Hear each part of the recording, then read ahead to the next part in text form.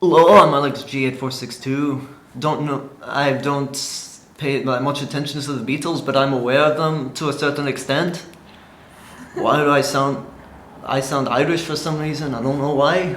Well, their Liverpool accents are also kind of close to Irish because they're, Irish heritage. So that works. There you go.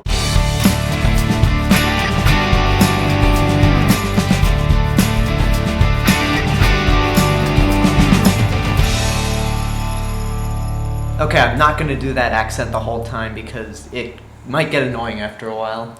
But wait a minute, weren't you wearing a red shirt? You caught me. I'm a wizard. Really? Yes. Okay. Well, actually, in all seriousness, I fucked up. We had to we recorded earlier and actually had really good stuff, but the audio went out of sync.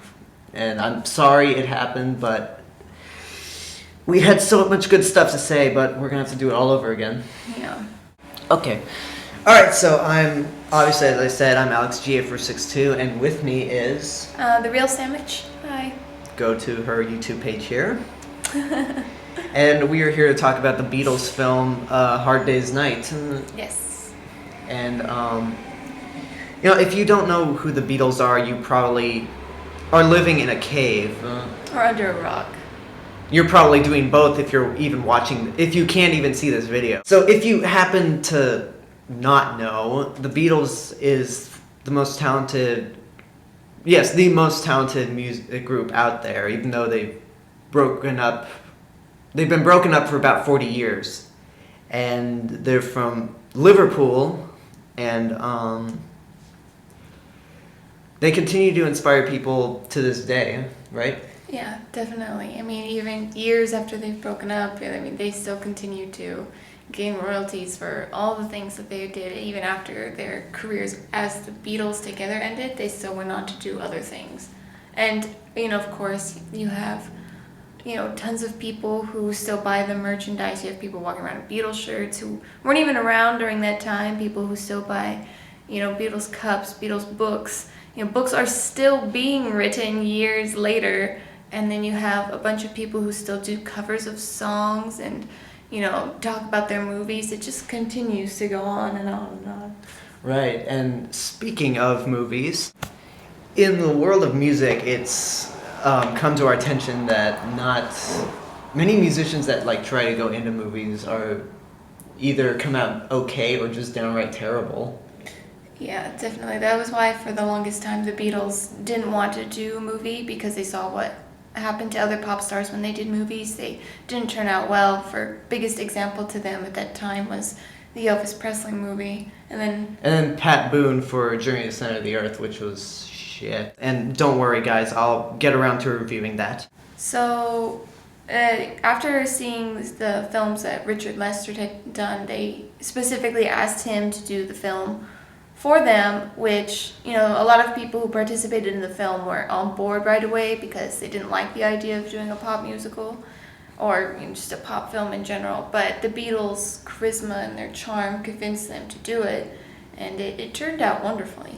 Right, and before you youngsters out there go look up Richard Lester, let me just say two words that'll make you go, oh, Superman 2. And yes, I am aware he made Superman 3, but we're not getting into that. This is about the Beatles. So if you're probably wondering, how do we know so much about the Beatles, or at least you? Huh? Well, we're taking, we are at an undisclosed location taking a course on the Beatles throughout their career, music, movies, otherwise, and we recently saw Hard Day's Night. Yes, A Hard Day's Night, and since I've started reviewing stuff, I figured I'd talk about it. So, what's the verdict? The movie definitely overall, it turned, like I said, turned out wonderfully. It's a really good movie. I recommend it. And it's not so much a actual documentary about the Beatles. It's more of, as you said before, a mockumentary. Mockumentary, yeah. So, the dialogue in the film is scripted, but it is written so that it matches extremely close to things that the Beatles would actually say. It's basically like them writing down things they would say and said it in the film. And a big thing about Hard Day's Night is that what they did was because when you're always constantly in a group and you're doing group interviews, it's hard to recognize them, their personalities individually. So they wanted to bring out their individual personalities in the film. And so that's between the dialogue and the different characteristics that they play on. For example, Paul is the cute one, Ringo is the sad and loved one, John Lennon is the critic, George is the quiet one. They kind of played on those. So George is me, kind of. Yeah. Okay. You were talking about the style of how it's mockumentary-ish and how it's scripted, despite being what it is. It's pretty funny. It's very, very British humor, which oddly enough is the best. Yeah. Well, Beatles definitely also had their own very unique sense of humor as well. Right, something that the bands here unfortunately don't have. Huh? No, not all bands, quite have the same charm and charisma that the Beatles did. So aside from the Beatles, we got British, a lot of British comedians at the time playing roles like Paul's grandfather. Is he? Yeah, Wilford Brambell, and it's not so much that there's like a bunch of comedians in the film. It's just a bunch of people who, at the time, were also extremely well known in London as well. So if you were an American and you saw the film, all you knew was the Beatles, so that was the only humor you could relate to. However, people in London who see Hard Day's Night, they recognize all these other people who were really well known, like Wilford Brambell. There was a really well known Shakespearean actress in the film. There was a couple other people who were really well known for being on I believe it was a television show, television program. But other than that, unless you go through and you know them, then you're not going to understand what's so funny about them being in the film, playing these characters like, for example, Paul's grandfather. But yeah. Right. How do they describe him again?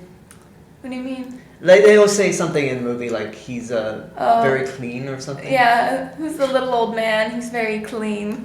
One thing I noticed when we saw it, I don't know if you picked up on it, is whenever it like turned into a music video for a second, the audio for the music would get increased. Like it would go from stereo for the music and then mono for the movies track.